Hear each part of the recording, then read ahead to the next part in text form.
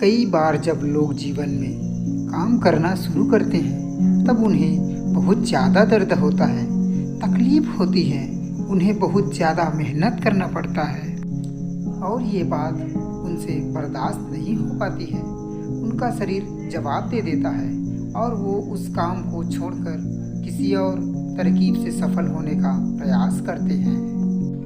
लेकिन याद रखिएगा, इस प्रकार से कोई भी व्यक्ति जीवन में सफल नहीं हो पाता।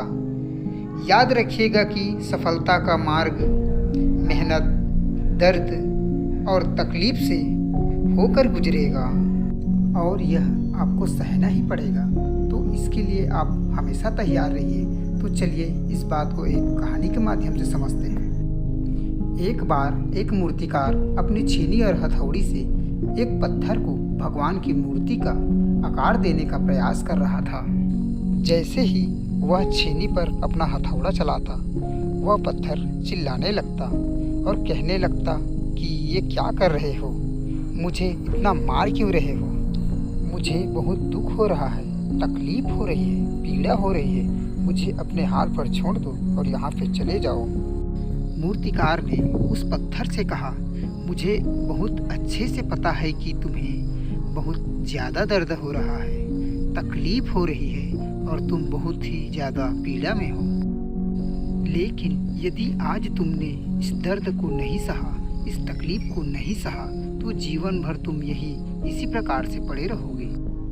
मुझे पता है कि तुम में आगे बढ़ने की अपार संभावना है, तुम एक बहुत अच्छे पत्थर हो, लेकिन यदि तुम इसी प्रकार से रहोगे तो कभी भी आगे नहीं बढ़ पाओगे। इतना कहकर मूर्तिकार औजार उठाए ही थे कि पत्थर फिर से चिल्लाने लगा, गिड़गिड़ाने लगा, विनती करने लगा कि मुझे अपने हाल पर छोड़ दो। मुझे पता है कि जीवन के लिए कौन सी चीज़ सही है और कौन सी चीज़ गलत है। मुझे बहुत ज़्यादा दर्द हो रहा है, अब मैं इस तकलीफ को बहुत ज़्यादा नहीं सह सकता। मैं जिस हाल में हूँ उस हाल में छोड़कर मुझे तुम यहाँ से चले जाओ। उस मूर्तिकार फिर से उस पत्थर को समझाने की कोशिश की, ज़्यादा अधीर मत बनो और अपने सब्र को बनाए रखो। थोड़ी देर और इस दर्द को सहो। यदि इस दर्द को सह लिया तो मैं भगवान की मूर्ति के रूप में तुम्हारी स्थापना करवाऊंगा और फिर दूर दूर से तुम्हारी लोग पूजा करने आएंगे और पंडित और लोग तुम्हारी सेवा करेंगे। लेकिन पत्थर ने उस मूर्तिकार की एक भी बात नहीं मानी। वह चिल्लाता रहा और अपनी बात पर अड़ा रहा। मूर्तिकार ने उस पत्थर को समझाने की बहुत कोशिश की, लेकिन वो पत्थर नहीं माना। अब मूर्तिकार भी थक चुका था और वह उस पत्थर को छोड़कर आगे बढ़ गया और थोड़ा ही दूर जाकर देखा कि एक और बहुत ही अच्छा पत्थर वहाँ पड़ा हुआ है। उसने छीनी और हथौड़ी उठाई और उस पत्थर को मूर्ति बनाने के लिए वो तैयार हो गया। मूर्तिकार ने छीनी और हथौड़ी का वार दूसरे पत्थर पर जारी रखा।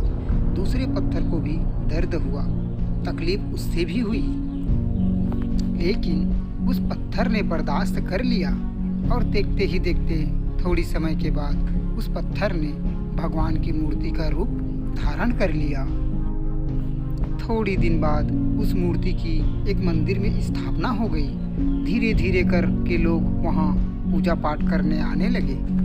लोगों की मन्नतें वहाँ से पूरी होने लगी और वह मंदिर बहुत ही ज़्यादा प्रसिद्ध हो गया। अब धीरे धीरे करके दूर दूर के गांव से लोग वहाँ पूजा पाठ करने आने लगे।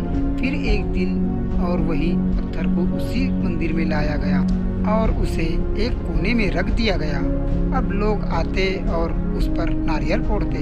ये कोई और पत्थर नहीं बल्कि वही पत्थर था जिसने दर्द को नहीं सहा था। अब वो पत्थर मन ही मन बहुत ज़्यादा पछता रहा था, दुखी हो रहा था और अपने आप से कह रहा था, काश मैंने उस दिन उस दर्द को, उस तकलीफ को सह लिया होता तो आज लोग मेरी भी पूजा करते।